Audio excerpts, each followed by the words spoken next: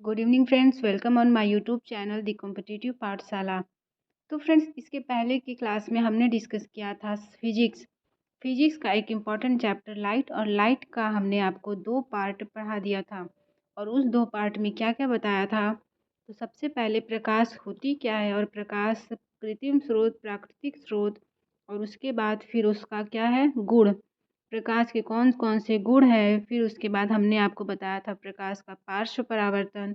फिर समतल दर्पण पर प्रकाश पड़ता है तो क्या होता है, समतल दर्पण के द्वारा कितने प्रतिबिंब बनते हैं। तो इतना सब चीज़ हमने पिछले वीडियो में, पिछले क्लास में डिस्कस किया था।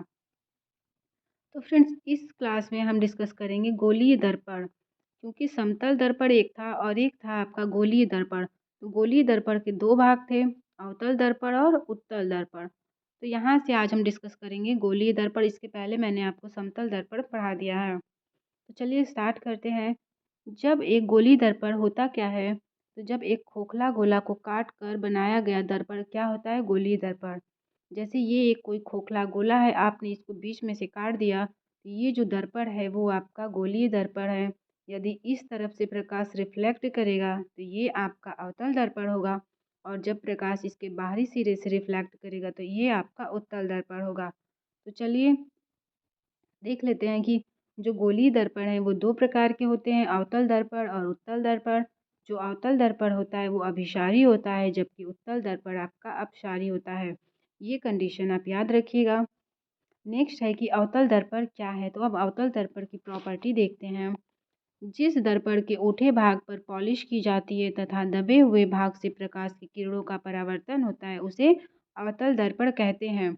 अवतल दर्पण की क्या कंडीशन है, जैसे कि अभी मैंने बताया कि ये कोई गोला है, इसको आपने काट दिया और इसके पीछे वाले साइड पे हमने कलई कर दिया, और जब प्रकाश इधर से पड़ता है, मुख्य अक्ष ये आपका मुख्य अक्ष है, और जब प्रकाश मुख्य अक्ष के समानांतर चलता है तो वो दर्पण से टकराने के बाद फिर जब वापस लौट के आता है तो ये आपका जो गोलीय दर्पण है, और गोलीय दर्पण के द्वारा प्रतिबिंब इस तरह से बनता है। तो जो गोलीय दर्पण है वो आपका अभिसारी होता है, ये याद रखिएगा। और गोलीय दर्पण की जो फोकस होती है वो रेडियस के आधी होती है। जो रेडियस की आधी होती है वही आपकी गोलीय दर्पण की फोकस होती है। नेक्स्ट है कि अवतल दर्पण। अवतल दर्पण के द्वारा प्रतिबिंब का बनना। तो अवतल दर्पण के द्वारा आपका टोटल 6 प्रकार के प्रतिबिंब बनते हैं। तो सबसे पहले देखते हैं कि दर्पण पर किस प्रकार की कलई की जाती है। तो दर्पण पर ये जो कलई हम करते हैं वो लेड ऑक्साइड की कलई की जाती है दर्पण पर, और लेड ऑक्साइड का सूत्र है PbO। ये मान लीजिए एक इमेज है, अगर आपने इस चित्र को याद कर लिया तो आपको चीज़ों को रटने की ज़रूरत पड़ेगी ही नहीं।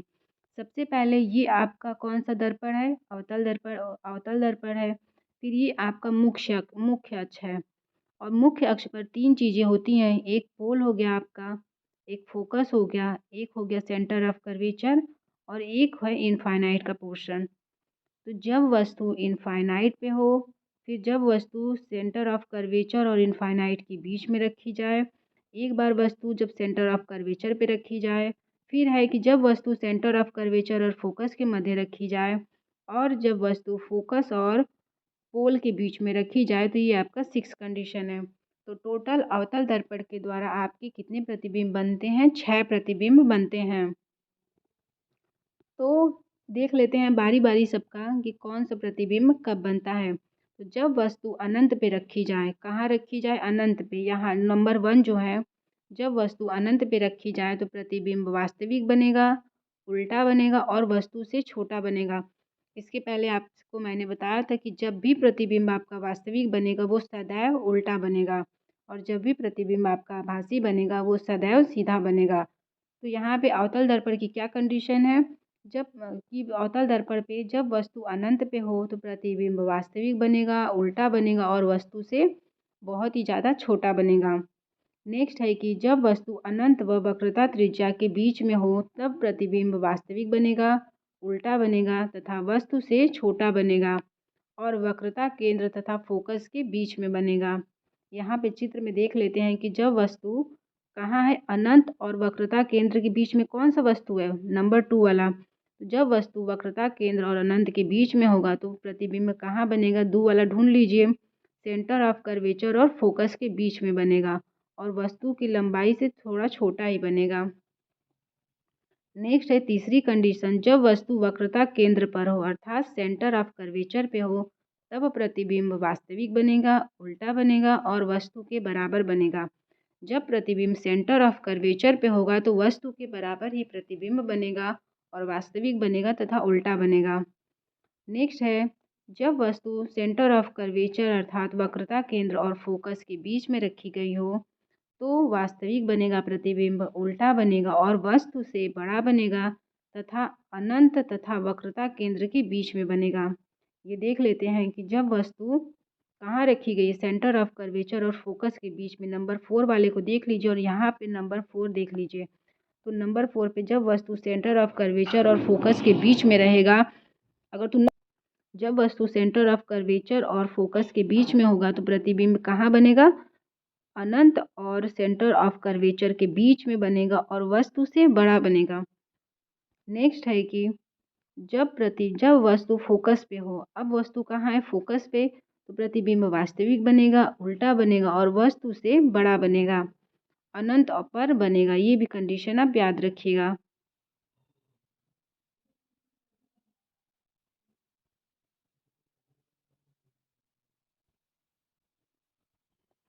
जब वस्तु वक्रता केंद्र पर हो तब कहाँ कैसा इमेज बनेगा, अवतल अवतल दर्पण का। तो जब वस्तु वक्रता केंद्र पर हो तो अवतल दर्पण का जो इमेज बनेगा वो वास्तविक बनेगा, उल्टा बनेगा और वस्तु के बराबर बनेगा तथा वक्रता केंद्र पर बनेगा। ठीक है। नेक्स्ट है कि जब वस्तु वक्रता केंद्र तथा फोकस के बीच में हो, वक्रता केंद्र और फोकस के बीच में हो, तो यहाँ इमेज में देखते हैं सेंटर ऑफ कर्वेचर आपका ये है और फोकस ये है। तो जब वस्तु वक्रता केंद्र यानी सेंटर ऑफ कर्वेचर और फोकस के बीच में हो, इसका प्रतिबिंब आपका इनफाइनाइट और सेंटर ऑफ कर्वेचर के बीच में बनेगा, उल्टा बनेगा, वास्तविक बनेगा। और जब भी प्रतिबिंब वास्तविक बनता है तो वो हमेशा उल्टा ही बनता है और वस्तु से बड़ा बनेगा। कैसा बनेगा, वस्तु से बड़ा बनेगा। सेम यही कंडीशन यहाँ पे भी लिखा हुआ है कि जब वस्तु वक्रता केंद्र तथा फोकस के बीच में हो तो प्रतिबिंब वास्तविक बनेगा, उल्टा बनेगा, वस्तु से बड़ा बनेगा तथा अनंत तथा सेंटर ऑफ कर्वेचर के बीच में बनेगा। नेक्स्ट है कि जब वस्तु फोकस पर हो, कहाँ पे हो, फोकस पे। इमेज में देखते हैं सबसे पहले, जब वस्तु फोकस पे हो उसका प्रतिबिंब कहाँ बनेगा, तो 5 वाले को 5 से मिलाइए, उसका प्रतिबिंब आपका इनफाइनाइट पे बनेगा, अनंत पे बनेगा। जब वस्तु फोकस पे हो तो उसका प्रतिबिंब अनंत पे बनेगा, वास्तविक होगा, उल्टा होगा तथा वस्तु से बहुत ही ज़्यादा बड़ा होगा। नेक्स्ट कंडीशन है कि जब वस्तु फोकस तथा ध्रुव के बीच में हो, कहाँ पे हो, फोकस तथा ध्रुव के बीच में हो, तो प्रतिबिंब कैसा बनेगा, सीधा आभासी दर्पण के पीछे तथा वस्तु से बहुत ही बड़ा बनेगा।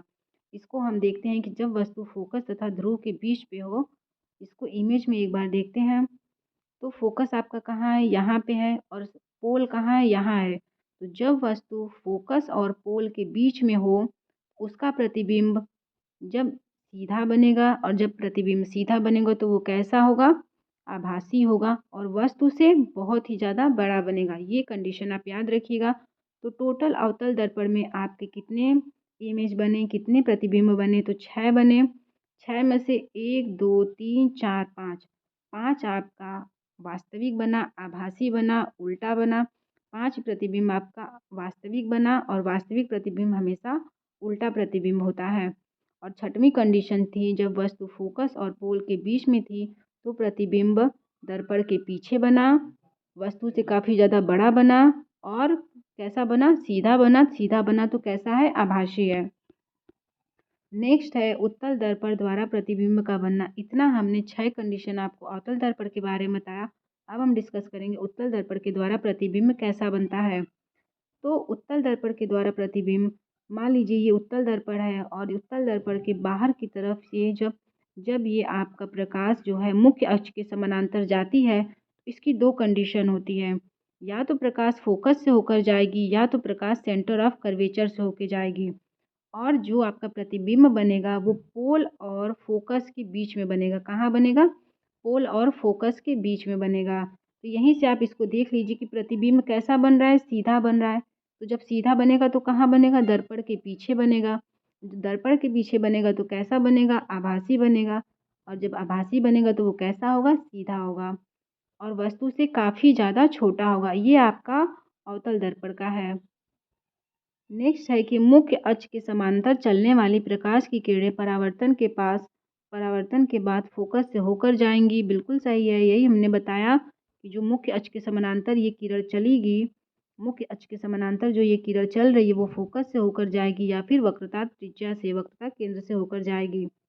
नेक्स्ट है कि वक्रता केंद्र से होकर जाने वाली प्रकाश की किरणें वक्रता केंद्र से ही जाएगी और किसी भी दर्पण में वस्तु को ध्रुव से बाईं ओर रखा जाता है। दर्पण आपका चाहे जो हो, चाहे समतल हो, चाहे अवतल हो, चाहे उत्तल हो, हमेशा आपका जो वस्तु है वो दर्पण वो जो है ध्रुव से बाईं ओर ही रखी जाएगी। अब देखते हैं कि उत्तल दर्पण का प्रतिबिंब कैसा बनता है। तो उत्तल दर्पण का प्रतिबिंब आपका आभासी बनेगा, सीधा बनेगा।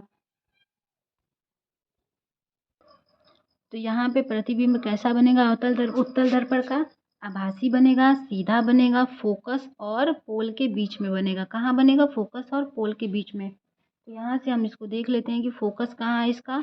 इसका फोकस ये है और इसका पोल ये है। तो जो प्रतिबिंब बन रहा है वो फोकस और पोल के बीच में बन रहा है उत्तल दर्पण का प्रतिबिंब। नेक्स्ट है कि इसका क्वेश्चन देखते हैं। यदि किसी वस्तु का प्रतिबिंब आभासी, सीधा तथा वस्तु के बराबर बनता है तो वह दर्पण कैसा होगा? तो जब भी किसी प्रतिबिंब का पहले तो ये आभासी बन रहा है तो ये अवतल भी हो सकता है और उत्तल भी हो सकता है, दो कंडीशन है। ये सीधा बन रहा है तो आभासी जो होता है वो हमेशा सीधा भी बनता है, लेकिन जब प्रतिबिंब वस्तु के बराबर बनेगा तो ये कैसा होगा? तो ये हमेशा समतल ही होगा, क्योंकि अवतल दर्पण में जब आभासी प्रतिबिंब बनता है तो वो काफ़ी ज़्यादा वस्तु से काफ़ी ज़्यादा बड़ा बनता है और उत्तल दर्पण में जब प्रतिबिंब आभासी बनता है, सीधा बनता है, तो वो वस्तु से काफ़ी ज़्यादा छोटा होता है। तो यहाँ पे आपका आंसर हो जाएगा समतल दर्पण। नेक्स्ट है दर्पण सूत्र। तो दर्पण सूत्र में आपका 1/f = 1/u + 1/v होता है। 1/v + 1/u ये दर्पण का सूत्र है और इसमें v क्या है? तो फोकस दूरी है। या जो f है वो फोकस दूरी है, जो v है वो प्रतिबिंब की दूरी है। वस्तु का प्रतिबिंब की दूरी जो है वो v है और वस्तु की दूरी u है। नेक्स्ट है चिन्ह परिपाती रूल। अवतल दर्पण का फोकस हमेशा आपका नेगेटिव होता है और उत्तल दर्पण का फोकस हमेशा पॉजिटिव होता है। आपने एक कंडीशन और देखी होगी, किसी किसी व्यक्ति की आँख में दो, जैसे कि इस आँख में दूसरा पावर लगा है और इस आँख में दूसरा पावर लगा है, वो आपसे कहेगा कि मेरे में एक +0.5 का है और एक -0.5 का है। तो इसका क्या मतलब है? इसका ये मतलब है कि उसकी आँख में जो प्लस वाला है ये आपका उत्तल लेंस लगा हुआ है। कौन सा लेंस है? उत्तल लेंस इसके इसमें लगा है और जो माइनस वाला है -0.5 उसके उस आँख में अवतल लेंस लगा हुआ है। अवतल लेंस लगा हुआ है। इसी तरह दर्पण में भी होता है। नेक्स्ट है कि दर्पण के ध्रुव से दाईं मापी गई दूरी हमेशा धनात्मक और बाईं ओर मापी गई दूरी हमेशा ऋणात्मक होती है। और नेक्स्ट है दर्पण के ऊपर मापी गई दूरी धनात्मक तथा नीचे मापी गई दूरी ऋणात्मक होती है। और दर्पण चाहे जो भी दर्पण हो, समतल हो, उत्तल हो, गोलीय हो, कुछ भी हो, उसमें जब प्रतिबिंब बनता है तो वस्तु को हमेशा दर्पण के बाईं ओर ही रखा जाता है। नेक्स्ट है अवतल दर्पण और उत्तल दर्पण की कुछ कंडीशंस। तो अवतल दर्पण में जो आपका फोकस है वो हमेशा निगेटिव होता है, जो वस्तु की दूरी होती है वो हमेशा निगेटिव होती है और जो प्रतिबिंब कैसे बनते हैं? तो आभासी बनेगा तो पॉजिटिव और वास्तविक बनेगा तो निगेटिव। तो आभासी बनेगा तो पॉजिटिव कैसे होगा? तो जब अवतल दर्पण में प्रतिबिंब आभासी बनेगा तो दर्पण के पीछे बनेगा तो कैसा बनेगा? सीधा बनेगा। जब सीधा बनेगा तो ऊपर जाने पर क्या मैंने बताया कि पॉजिटिव होता है। तो जब सीधा बनेगा तो वो प्रतिबिंब हमेशा आपका पॉजिटिव होगा और जब वस्तु नीचे बनेगा, दर्पण के नीचे बनेगा तो कैसा होगा? प्रतिबिंब नेगेटिव होगा। नेक्स्ट है कि उत्तल दर्पण का प्रतिबिंब। तो ये उत्तल दर्पण का जो फोकस होता है वो पॉजिटिव होता है। उत्तल दर्पण की जो वस्तु होती है वो निगेटिव होती है और उत्तल दर्पण का जो प्रतिबिंब बनता है वो हमेशा पॉजिटिव बनता है। पॉजिटिव क्यों बनता है? क्योंकि उत्तल दर्पण का जैसे ये दर्पण है तो इधर से प्रकाश आई और ऐसे ऐसे जाती है और प्रतिबिंब हमेशा आभासी बनता है और प्रतिबिंब कैसा बनता है? सीधा बनता है। तो ऊपर यानी कि सीधा बन रहा है तो ये क्या है? पॉजिटिव है। तो उत्तल दर्पण का प्रतिबिंब हमेशा पॉजिटिव बनता है, जबकि अवतल दर्पण में 5 कंडीशन में जब प्रतिबिंब वास्तविक बनेगा तो प्रतिबिंब की जो इमेज होगी वो नेगेटिव होगी, और जब आभासी बनेगा तो एक कंडीशन में आभासी बनता है और उस समय उसकी फोकस दूरी पॉजिटिव हो जाएगी, उसकी वस्तु से दूरी पॉजिटिव हो जाएगी। नेक्स्ट है आपका रेखीय आवर्धन क्या होता है। रेखीय आवर्धन क्या होता है? तो प्रतिबिंब की लंबाई तथा वस्तु की लंबाई के अनुपात को रेखीय आवर्धन कहते हैं। प्रतिबिंब की लंबाई तथा वस्तु की लंबाई को रेखीय आवर्धन कहते हैं और इसे एम से रिप्रेजेंट करते हैं, यम से रिप्रेजेंट करते हैं, जहाँ जो आई अपॉन जो यम equal to I upon o है, ये आपका रेखीय आवर्धन का सूत्र है, जहाँ पे जो आई है वो इमेज है और जो ओ है वो ऑब्जेक्ट है। ऑब्जेक्ट है और ये आपका इमेज है। इमेज मतलब प्रतिबिंब की लंबाई और ऑब्जेक्ट वस्तु की लंबाई। नेक्स्ट है अवतल दर्पण के उपयोग। अवतल दर्पण के क्या क्या उपयोग हैं? तो अवतल दर्पण, यह दर्पण अभिसारी होता है। जी बिल्कुल सही है कि अवतल दर्पण आपका अभिसारी होता है और अवतल दर्पण का प्रयोग टॉर्च में होता है, सोलर कुकर में होता है, विद्युत टेबल लैंप में होता है। इन सभी में आपके अवतल दर्पण कॉनकेव लेंस का, कॉनकेव मिरर का प्रयोग होता है। तो फ्रेंड्स इतना आपका था दर्पण का पार्ट 1 अभी कंप्लीट हुआ। इसके बाद हमें डिस्कस करना है कि दर्पण का जो भी प्रकाश है, प्रकाश का परावर्तन, प्रकाश का अपवर्तन, प्रकाश का व्यतिकरण, ध्रुवण, और ये सभी हमें डिस्कस करना है। तो इन सभी को हम नेक्स्ट वीडियो में डिस्कस करेंगे। उसके पहले एक बार हम लोग क्विक रिवीजन कर लेते हैं, पीछे से ही करते हुए चलते हैं। तो रेखीय आवर्धन मैंने क्या बताया, इसे यम से रिप्रेजेंट करते हैं, आई अपॉन ओ। आई जो है आपका इमेज है और ओ क्या है, तो ऑब्जेक्ट है। नेक्स्ट है अवतल दर्पण के द्वारा प्रतिबिंब और उत्तल दर्पण के द्वारा प्रतिबिंब का बनना। तो पहले यहाँ पे हम दर्पण का सूत्र देख लीजिएगा।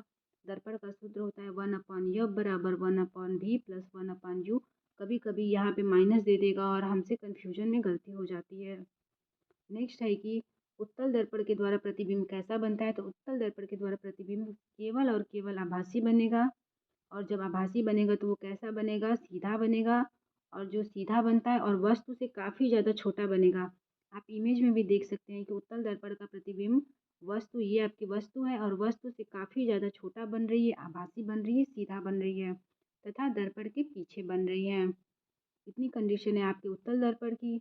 और अब है अवतल दर्पण। तो अवतल दर्पण में अभी हम क्विक रिवीजन में केवल इमेज को ही डिस्कस कर लेते हैं। अवतल दर्पण में ये जो आपका इमेज है, ये मुख्य अक्ष है, ये आपका मुख्य अक्ष है, और ये पोल हो गया, ये फोकस हो गया, ये सेंटर ऑफ कर्वेचर और ये इनफाइनाइट।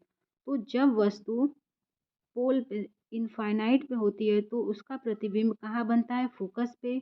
जब वस्तु इनफाइनाइट और सेंटर ऑफ कर्वेचर पे होती है तो उसका प्रतिबिंब सेंटर ऑफ कर्वेचर और फोकस के बीच में बनता है। और जब वस्तु सेंटर ऑफ कर्वेचर पे होती है तो वस्तु की लंबाई और प्रतिबिंब की लंबाई बराबर होती है और प्रतिबिंब सेंटर ऑफ कर्वेचर पे ही बनता है।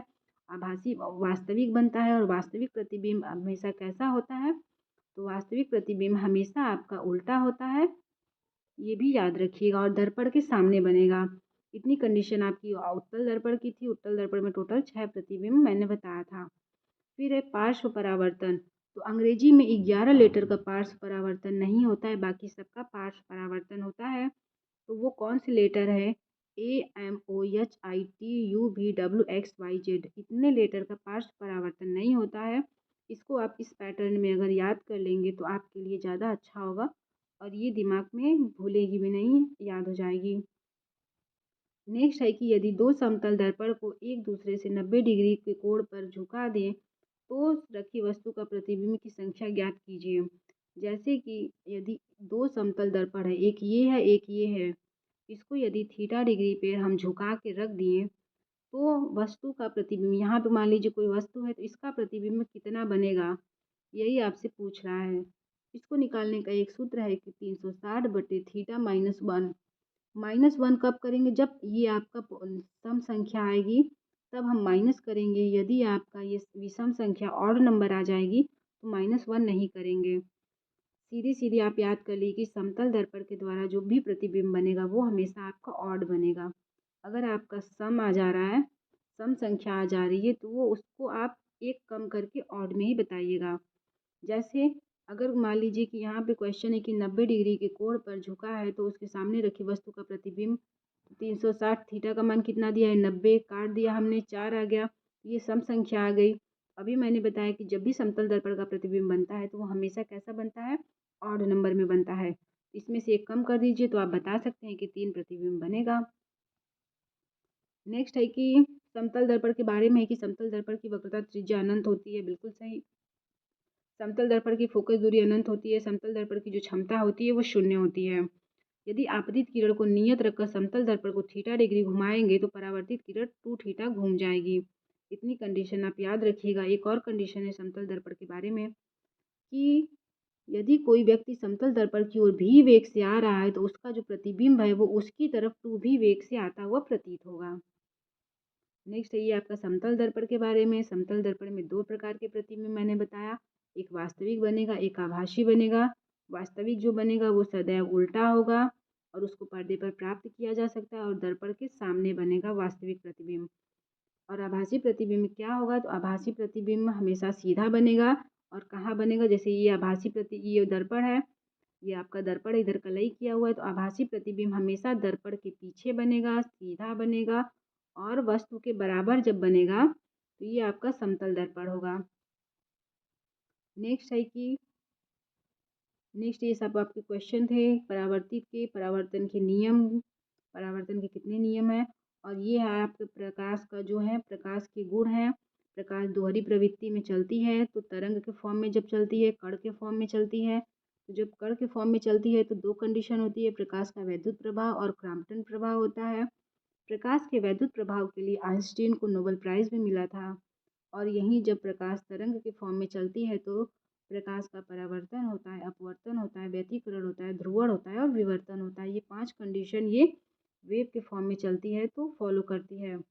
नेक्स्ट अभी मैंने बताया था कि सूर्य का प्रकाश पृथ्वी तक आने में 8 मिनट 16 सेकेंड, अगर ये नहीं दिया है तो आपके ऑप्शन में 500 सेकेंड है तो आप उसको लगा सकते हैं। नेक्स्ट है कि सूर्य का प्रकाश चंद्रमा से टकराकर पृथ्वी पर आने में 1 मिनट 28 सेकंड लगता है। 1 मिनट 28 सेकंड लगता है। इसके पहले हमने डिस्कस किया था प्रकाश के गुण। तो प्रकाश के गुण कौन कौन से थे, प्रकाश सीधी रेखा में चलती है, प्रकाश की चाल निर्वात में मैक्सिमम होती है और प्रकाश की चाल निर्वात में 3 × 10⁸ मीटर पर सेकंड होती है। नेक्स्ट है कि प्रकाश की चाल का जो पता है वो रोमर नामक वैज्ञानिक ने लगाया था। और प्रकाश की चाल जल में सबसे ज़्यादा निर्वात में होती है, उसके बाद जल में होती है 2.25 × 10⁸ मीटर पर सेकेंड और वहीं कांच में 2 × 10⁸ मीटर पर सेकेंड होती है। नेक्स्ट है कि प्रकाश जो है का चाल है वो सघन माध्यम में कम तथा विरल माध्यम में अधिक होता है। जी बिल्कुल सही। नेक्स्ट है कि प्रकाश एक वैद्युत चुंबकीय अनुप्रस्थ तरंग है। ये आपका वेरी वेरी इंपॉर्टेंट है, बहुत ज़्यादा इंपॉर्टेंट है ये आपका कि प्रकाश जो है विद्युत चुंबकीय अनुप्रस्थ तरंग होती है। नेक्स्ट है कि प्रकाश की तरंग दैर्घ्य 3900 एंगस्ट्रॉम से 7800 एंगस्ट्रॉम के बीच में होता है। जब भी किसी भी वेव की, किसी भी तरंग की अगर जो तरंग दैर्घ्य है वो 3900 से 7800 एंगस्ट्रॉम के बीच में होगी तो उसको हम अपनी आँखों के द्वारा देख सकते हैं। लेकिन यदि इससे कम है तब भी नहीं देख सकते हैं और 7800 एंगस्ट्रॉम से ज़्यादा है तब भी नहीं देख सकते हैं। तो जो गामा रे होती है उसकी जो तरंग दैर्घ्य होती है, तरंग दैर्घ्य वो सबसे ज़्यादा मैक्सिमम है और रेडियो वेव्स की तरंग दैर्घ्य सबसे ज़्यादा कम होती है। इतना मैंने आपको प्रकाश के बारे में, हमने इतनी चीज़ों को डिस्कस कर लिया है। तो फ्रेंड्स आगे की जो चीज़ें हैं जैसे कि प्रकाश का परावर्तन यहाँ पे मैंने आपको बता दिया है। अभी बचा हुआ है प्रकाश का अपवर्तन, प्रकाश का व्यतिकरण, प्रकाश का ध्रुवण। ये सब टॉपिक आपके बचे हुए हैं तो उसको हम डिस्कस करेंगे नेक्स्ट वीडियो में। तब तक के लिए चैनल पे बने रहिए, चैनल को लाइक कीजिए, शेयर कीजिए, सब्सक्राइब कीजिए। मिलते हैं नेक्स्ट वीडियो में, तब तक के लिए बाय बाय।